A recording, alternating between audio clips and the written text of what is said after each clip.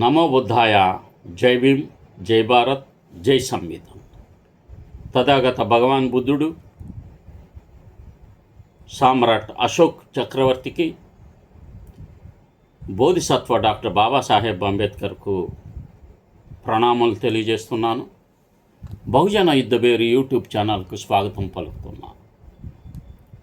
ఈరోజు ఆదివారం సెలవు కాదు, అది మన పూర్వీకుల పోరాట ఫలితం.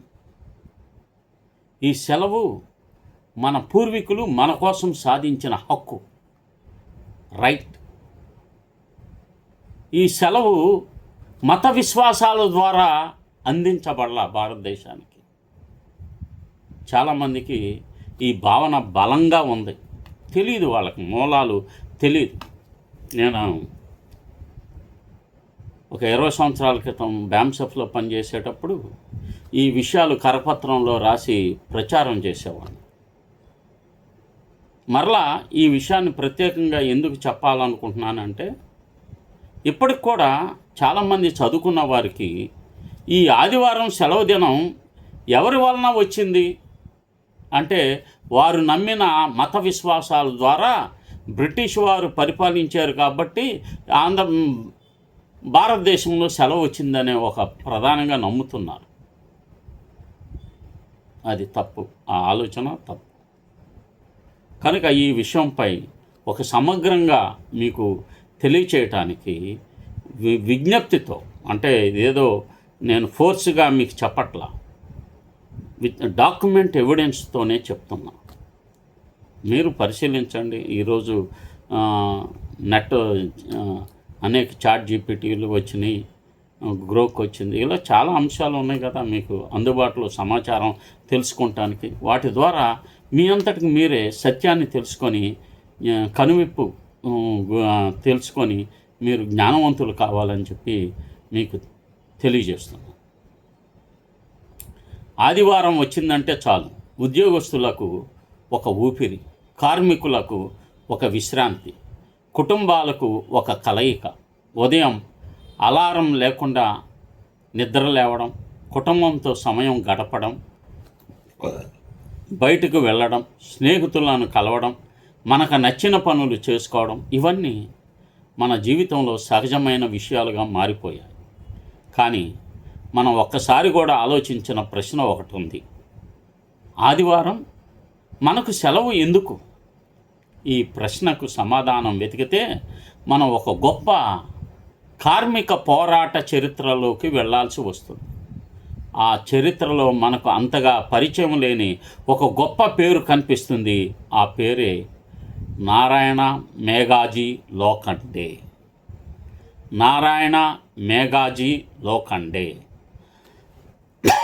ఈరోజు ఒక చిన్న పిల్లవాడిని ఆదివారం ఎందుకు సెలవు దినం అని అడిగితే, అది ఎప్పటి నుంచో సెలవే కదా అని చెప్పవచ్చు. కానీ అది ఎప్పటి నుంచి సెలవు కాదు. ముఖ్యంగా పారిశ్రామిక విప్లవ కాలంలో కార్మికుల జీవితంలో విశ్రాంతి అనే పదానికి పెద్దగా స్థానం ఉండేది కాదు. యంత్రాలు ఆగకూడదు, ఉత్పత్తి ఆగకూడదు, యజమాని సంపాదన ఆగకూడదు. కానీ ఆ యంత్రాలను నడిపే మనుషుల శరీరాలు, వారి కుటుంబాలు, వారి ఆరోగ్యం గురించి ఎవరు ఆలోచించేవారు? 19వ శతాబ్దంలో బొంబాయి భారతదేశంలో ప్రధాన పారిశ్రామిక కేంద్రంగా ఎదుగుతున్న సమయంలో వేలాది మంది కార్మికులు వస్త్ర మిల్లులో పనిచేసేవారు. ఇప్పుడు హిందూ మిల్ అని ఉంది మన దాదర్ దగ్గర, బాబాసాహెబ్ విగ్రహం కడుతున్నారు కదా, చాలా ఫేమస్. తెల్లవారుజాము నుంచి రాత్రి వరకు కష్టపడి పని చేయాల్సి వచ్చేది. పని గంటలకు సరైన పరిమితులు లేవు. వారంలో ఒకరోజు విశ్రాంతి అనే హక్కు కూడా హామీగా ఉండేది కాదు. కార్మికుడి జీవితం అంటే పని పని పని. అతని శ్రమతో మిల్లులు నడిచేవి, అతని చెమటతో యజమానుల సంపద పెరిగేది. కానీ ఆ కార్మికుడికి తన శరీరాన్ని విశ్రాంతిగా పెట్టుకునే హక్కు కూడా లేకపోవడం ఆ కాలపు దోపిడీ వ్యవస్థకు అద్దం పట్టేది. అటువంటి సమయంలో కార్మికుల తరపున గొంతెత్తిన నాయకుల్లో నారాయణ మేఘాజీ లోఖండే ఒకరు. వారు మహాత్మా జ్యోతిరావు పూలే ఆలోచన ప్రభావంతో సామాజిక కార్మిక సమస్యలపై పనిచేశారు. కార్మికుడి జీవితాన్ని కేవలం యజమాని లాభాల కోసం ఉపయోగించే వస్తువుగా చూడకూడదనే వారు భావించారు. 6 రోజులు పనిచేసి కార్మికుడికి కనీసం 1 రోజు విశ్రాంతి ఉండాలి అనే డిమాండ్ ఆయన బలంగా ముందుకు తెచ్చారు. ఈ డిమాండ్ మనకి ఈరోజు చాలా చిన్నదిగా అనిపించవచ్చు, కానీ అప్పట్లో అది చిన్న డిమాండ్ కాదు. ఎందుకంటే కార్మికుడికి విశ్రాంతి హక్కు ఉందని చెప్పడమే యజమాని ఆధిపత్యాన్ని ప్రశ్నించడం, కార్మికుడికి కూడా జీవితం ఉందని చెప్పడం, అతను కేవలం ఉత్పత్తి చేసే యంత్రం కాదని ప్రకటించడం. 1880లలో ఈ డిమాండ్పై కార్మికుల ఉద్యమం బలపడింది. తర్వాత 1890లో లోఖండే నాయకత్వంలో బొంబాయి మిల్లు కార్మికుల ఉద్యమం మరింత స్పష్టమైన రూపు దాల్చింది. కార్మికులకు వారానికి 1 రోజు సెలవు ఇవ్వాలన్న డిమాండ్పై ఒత్తిడి పెరిగింది. చివరకు బొంబాయి మిల్ ఓనర్స్ అసోసియేషన్ ఆదివారం వారపు సెలవును అంగీకరించింది. ఇది 1 రోజు సెలవు సాధించిన సంఘటన మాత్రమే కాదు, భారత కార్మిక చరిత్రలో ఒక ముఖ్యమైన మలుపు. ఆదివారం ఎంపికకు కూడా ఒక చారిత్రక నేపథ్యం ఉంది. యూదు సాంప్రదాయంలో శనివారం విశ్రాంతి దినంగా ఉన్నప్పటికీ క్రైస్తవ సాంప్రదాయంలో ఆదివారం ప్రత్యేకమైన మతపరమైన ప్రాధాన్యతను సంపాదించింది. రోమన్ చక్రవర్తి కాన్స్టంటైన్ కాలంలో ఆదివారం విశ్రాంతి దినంగా గుర్తింపు పొందింది. తరువాత యూరోపియన్, ముఖ్యంగా బ్రిటిష్ పరిపాలనా వ్యవస్థలో ఆదివారం ఒక సాధారణ విశ్రాంతి దినంగా స్థిరపడింది. బ్రిటిష్ పాలన భారతదేశానికి వచ్చినప్పుడు వారి పరిపాలన క్యాలెండర్ పని వ్యవస్థతో పాటు ఆదివారం విశ్రాంతి సంప్రదాయం కూడా వచ్చింది.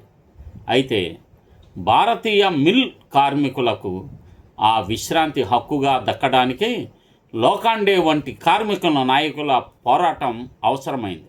అందుకే మనం ఆదివారం ఉదయం ఆలస్యంగా నిద్రలేచినప్పుడు ఒక్కసారి నారాయణ మేఘాజీ లోఖండేను గుర్తు చేసుకోవాలి. మన కుటుంబంతో కూర్చొని భోజనం చేస్తున్నప్పుడు ఆ భోజనం బల్ల వద్ద నారాయణ మేఘాజీ లోఖండే ఫోటోను పెట్టుకోవాలి. ఒకప్పుడు ఇదే 1 రోజు విశ్రాంతి కోసం కార్మికులు పోరాడారని గుర్తు చేసుకోవాలి. మన పిల్లలు ఆదివారం ఆడుకుంటున్నప్పుడు వాళ్ళకి చెప్పాలి, నీకు ఈ సెలవు దినం సహజంగా రాలేదు, నీకు ముందు పనిచేసిన కార్మికులు పోరాడి సాధించిన హక్కు ఇది అని. ఇది కేవలం ఆదివారం కథ కాదు. మనం ఈ రోజు అనుభవిస్తున్న అనేక హక్కుల వెనుక ఇలాంటి సుదీర్ఘ పోరాటాల చరిత్ర ఉంది. ఈరోజు 8 గంటల పని దినం మనకు సాధారణంగా కనిపిస్తుంది, కానీ ప్రపంచవ్యాప్తంగా అది కార్మిక ఉద్యమాలు, ట్రేడ్ యూనియన్లు, శ్రామికుల పోరాటాల ఫలితంగా అభివృద్ధి చెందింది. భారతదేశంలో డాక్టర్ బాబాసాహెబ్ అంబేద్కర్ కార్మిక సంక్షేమం, పని గంటలు, సామాజిక భద్రత అంశాలపై కీలకంగా పనిచేశారు. కార్మికులకు విశ్రాంతి, రక్షణ, సంక్షేమం అవసరం అనే భావనను ప్రభుత్వ విధానాల్లోకి తీసుకురావడంతో ఆయన పాత్ర అత్యంత ముఖ్యమైనది. భారతదేశ కార్మికుల చట్టాలు నారాయణ మేఘాజీ లోఖండే సుమారు 1848 నుండి 1897 భారతదేశంలో ట్రేడ్ యూనియన్ ఉద్యమానికి జనకుడుగా పరిగణించబడతారు. ఆయన బొంబాయి మిల్ కార్మికులకు వారపు సెలవు ఆదివారం సాధించడంలో కీలక పాత్ర పోషించారు. ఆదివారం సెలవు కోసం ఉద్యమం 1880లో ప్రారంభం నుంచి ముఖ్యంగా 1883 నుంచి 84 అంటే 80లో ప్రారంభమైంది. లోఖండే కార్మికుల హక్కుల కోసం కృషి ప్రారంభించారు. 1884లో ముంబాయి మిల్ హ్యాండ్స్ అసోసియేషన్ స్థాపించారు. ఇది భారతదేశంలో మొదటి కార్మిక సంఘాల్లో ఒకటి. 84 సెప్టెంబర్ 23న పరేల్లోని సుపారీ బాగ్లో జరిగిన మొదటి పెద్ద కార్మిక సభలో 4000 మంది హాజరయ్యి ఈ డిమాండ్ ఉంచారు. వాటిల్లో ముఖ్యమైనవి ప్రతి ఆదివారం పూర్తి విశ్రాంతి దినం, మధ్యాహ్నం అరగంట విరామం, పని గంటలు ఉదయం 6:30 నుండి సూర్యాస్తమయం వరకు, వేతనాలు తదుపరి నెల 15వ తేదీలోగా చెల్లించాలి. ప్రమాదాల్లో నష్టపరిహారం యజమానులు ప్రారంభంలో తిరస్కరించారు. దాదాపు 6-7 సంవత్సరాల పోరాటం, పిటిషన్లు, సభలు, ఆందోళన తర్వాత 1890 జూన్ 10న బొంబాయి మిల్ ఓనర్స్ అసోసియేషన్ ఆదివారపు సెలవును అంగీకరించింది. ఇది కమ్యూనిస్టులు అందించింది కాదు. పూలే గారి శిష్యుడు సత్యశోధక్ సమాజ్, ఆ సమాజంలో ఆ సత్యశోధక్ సమాజ్లోని లోఖండే మాలి కులస్తుడు, అంటే పూలే గారి కులానికి సంబంధించిన గొప్ప నాయకుడు. ఆయన చేసిన అపూర్వమైన నాయకత్వ పటిమ వలన ఈ దేశంలో ఈ యొక్క కార్మికులకు ఈ హక్కులు వచ్చినాయి. డిఏ ఎవరిచ్చారో తెలియదు మనవాళ్ళకి, కనీస వేతనాల చట్టం ఎవరు తెచ్చారో తెలియదు, ప్రావిడెంట్ ఫండ్ చట్టం ఎవరికో తెలియదు, ఏమీ తెలియదు. అన్నీ కమ్యూనిస్టులు ఇచ్చారని బలంగా బుర్రల్లో నింపుకుంటారు. ఒక్క హక్కు కూడా వాళ్ళ వల్ల రాలేదు ఈ దేశంలోని ఎవరికైనా సరే.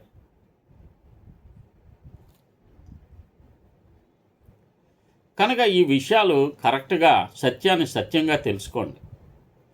ఇది 1890 జూన్ 10న బొంబాయి మిల్ ఓనర్స్ అసోసియేషన్ ఆదివారం సెలవును అంగీకరించింది. జై భీమ్. ఇది భారత కార్మిక చరిత్రలో ముఖ్యమైన విజయం. తర్వాత ఇతర రంగాల్లో కూడా విస్తరించింది. ఒక 5-6 సంవత్సరాలు వాళ్ళు కంటిన్యూస్గా ధర్నాలు, ర్యాలీలు, నిరాహార దీక్షలు ఇవన్నీ చేస్తేనే ఈ హక్కు వచ్చింది. తర్వాత ఇతర రంగాలకు కూడా విస్తరించింది. ఫ్యాక్టరీ యాక్ట్ 1881, 1891లో కూడా ఈ పోరాటాల నేపథ్యంలో మెరుగైన నిబంధనలు తెచ్చాయి.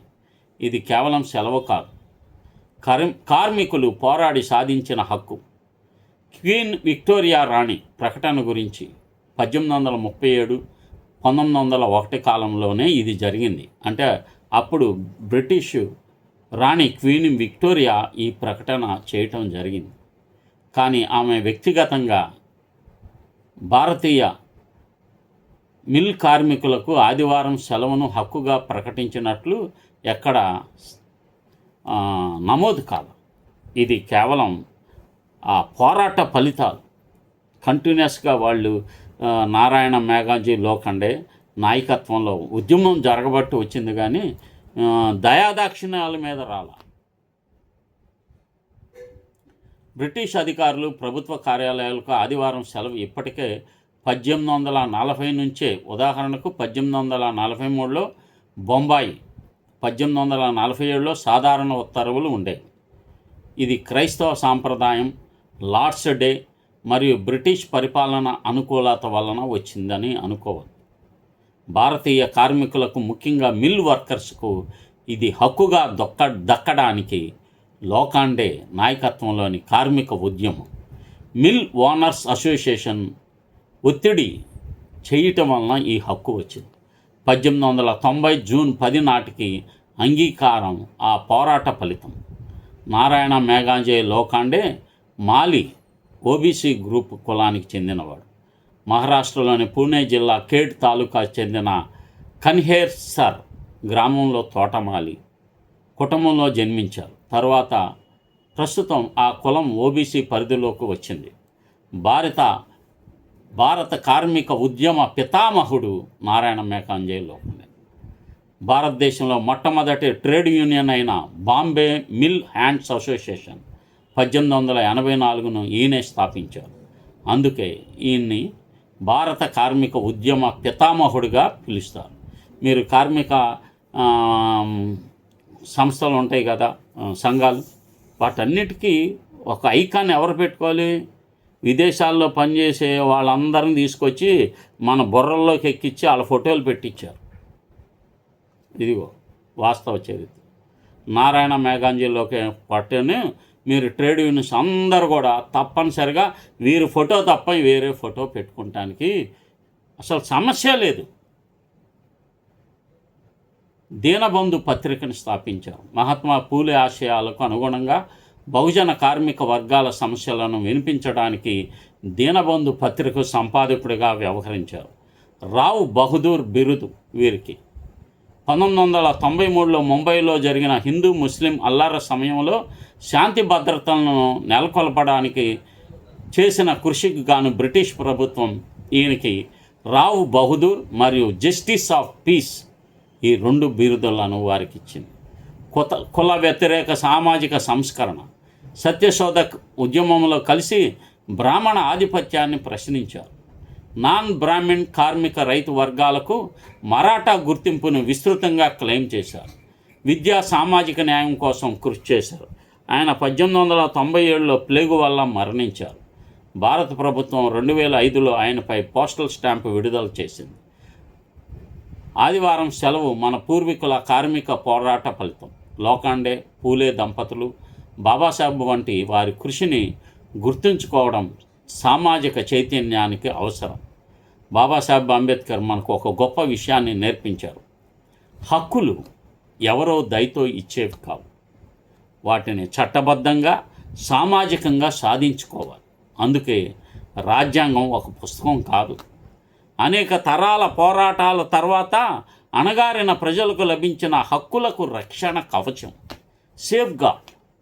అదే విషయాన్ని భారత సామాజిక చరిత్రలో మహాత్మా జ్యోతిరావు పూలే, సావిత్రిబాయి పూలే, ఫాతిమా షేక్ జీవితాల్లో కూడా చూడవచ్చు.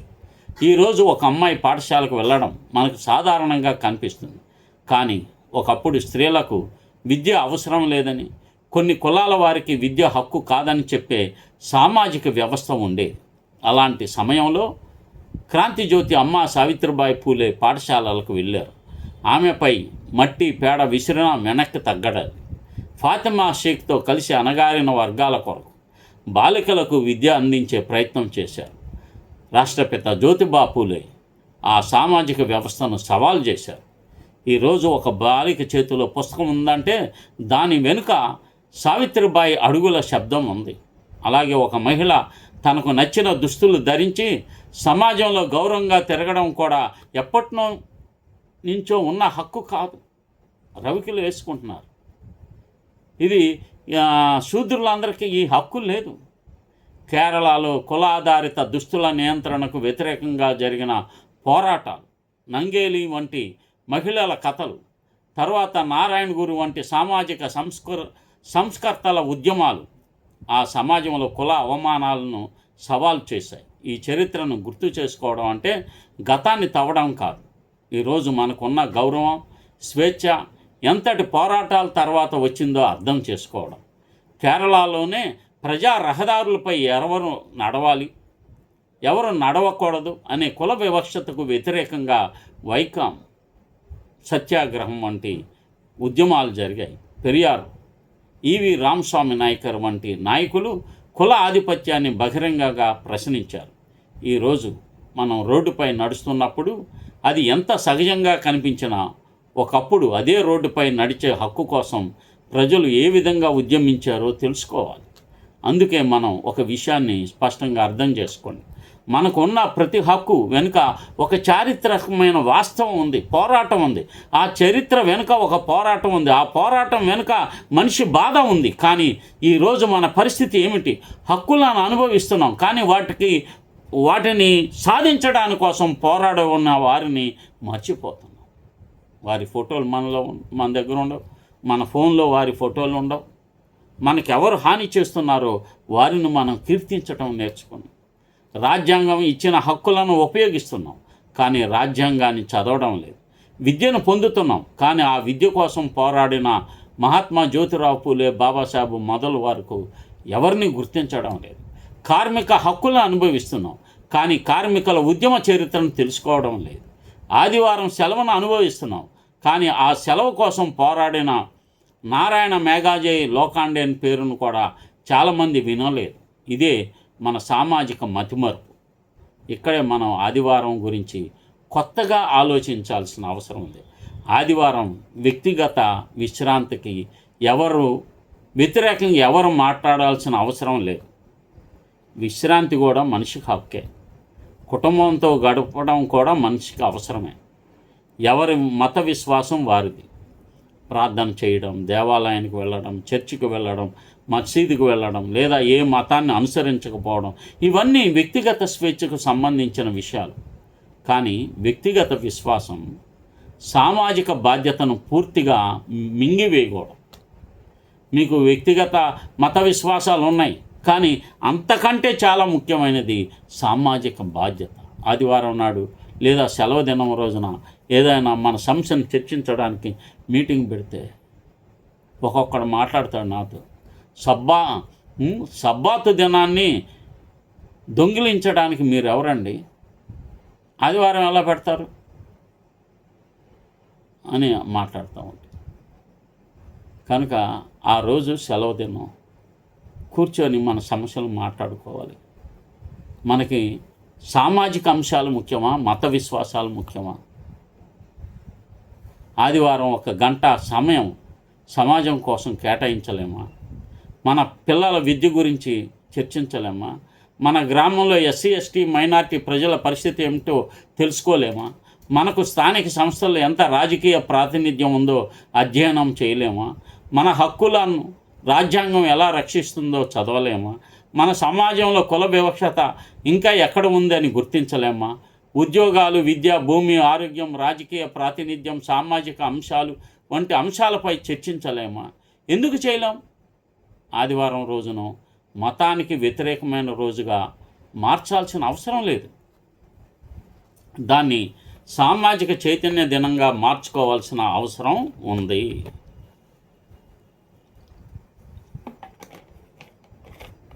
ప్రతి ఆదివారం ఒక గ్రామంలో చిన్న సమావేశం జరగవచ్చు. 1 గంట రాజ్యాంగం గురించి చర్చించుకోవచ్చు. ఒక సామాజిక సంస్కర్త జీవితాన్ని అధ్యయనం చేయవచ్చు. ఒక కార్మిక ఉద్యమ చరిత్రను తెలుసుకోవచ్చు. ఒక విద్యార్థి సమస్యపై చర్చించవచ్చు. ఒక బస్తీలోని ప్రజల సమస్యలను నమోదు చేయవచ్చు. మహిళల భద్రత, విద్య, ఉపాధి, ఆరోగ్యం గురించి మాట్లాడవచ్చు. మతాన్ని వ్యతిరేకించడం కాదు, అది అజ్ఞానాన్ని వ్యతిరేకించడం. అది విశ్వాసాన్ని అవమానించడం కాదు, అది సామాజిక బాధ్యతను గుర్తు చేయడం. మనకు ఆదివారం సెలవు ఇచ్చిన చరిత్రను గుర్తుంచుకోవడం, దాని ద్వారా మన పూర్వీకుల పోరాటాన్ని గౌరవించడం. ఈరోజు నారాయణ మేకాంజే లోఖండేను గుర్తు చేసుకోవచ్చు. పూలే దంపతుల గురించి తెలుసుకోవచ్చు. ఫాతిమా షేక్ గురించి తెలుసుకోవచ్చు. బాబాసాహెబ్ ఆలోచనలు అధ్యయనం చేయవచ్చు. నారాయణ గురు, పెరియార్ స్వామి సామాజిక ఉద్యమాల చరిత్రను తెలుసుకోవచ్చు. మన రాజ్యాంగాన్ని చదవచ్చు. ఎందుకంటే చరిత్రను మర్చిపోయిన సమాజం తన హక్కుల విలువలను కూడా మర్చిపోతుంది. మన పూర్వీకులు పోరాడి సాధించిన హక్కులను కేవలం మనం అనుభవించడమే కాదు, మన తర్వాతి తరానికి కూడా సురక్షితంగా అందించాలి. ఇప్పుడు రిజర్వేషన్ హఠావో ఉద్యమం ఆర్ఎస్ఎస్ బలవంతంగా ఈ కాక్రోచ్ జనతా పార్టీ చేసిన దానికి కౌంటర్గా చేస్తుంది. మరి మనం చర్చించుకోవద్దా? మన యువతని సమీకరించుకోవద్దా? వాళ్ళని మా బయటికి ఎందుకు తీసుకురాకూడదు? అందుకే ఇకపై ఆదివారం ఉదయం మనం ఒక ప్రశ్న వేసుకోవాలి. ఈరోజు నాకు సెలవు ఎందుకు వచ్చింది? ఈ ప్రశ్నకి సమాధానం వెతికి మనం లోఖండే దగ్గరికి వెళ్దాం. అక్కడి నుంచి బొంబాయి మిల్ కార్మికుల దగ్గరికి వెళ్దాం.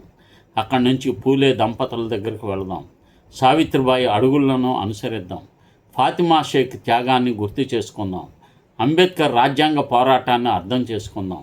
కుల వివక్షతకు వ్యతిరేకంగా పోరాడిన అనేక మంది సామాజిక యోధుల చరిత్రను తిరిగి చదువుదాం. అప్పుడే ఆదివారం కేవలం సెలవు రోజుగా మిగిలిపోదు, అది మన హక్కుల చరిత్రను గుర్తుంచుకునే రోజు అవుతుంది. అది మన సమాజాన్ని అధ్యయనం చేసే రోజు అవుతుంది. అది మన పిల్లల సామాజిక చైతన్యం నేర్పించే రోజు అవుతుంది. వెళ్ళిపోతూ ఉంటారు ఉదయాన్నే సండే స్కూల్. వెళ్ళి ఏమి బాగుపడతాడు? చిన్నప్పటి నుంచి కదా మనం ఎడ్యుకేట్ చేయాల్సింది పిల్లల్ని. అది మన మధ్య ఐక్యతను పెంచుకునే రోజు అవుతుంది. అందరం ఒక చోట కూర్చొని ఎలా ఉన్నారు, పిల్లల్ని ఏం చదివిస్తున్నారు, ఎక్కడ బాగుంది, ఈ అన్ని అంశాలు అక్కడ కదా మనం మీటింగ్ పెట్టుకొని చర్చించాల్సింది. అది సామాజిక న్యాయం కోసం కొత్త ఆలోచనలకు వేదిక అవుతుంది. మన పూర్వీకులు మనకు ఇచ్చిన గొప్ప వారసత్వం కేవలం భూమి, ఆస్తి, సంపద కాదు.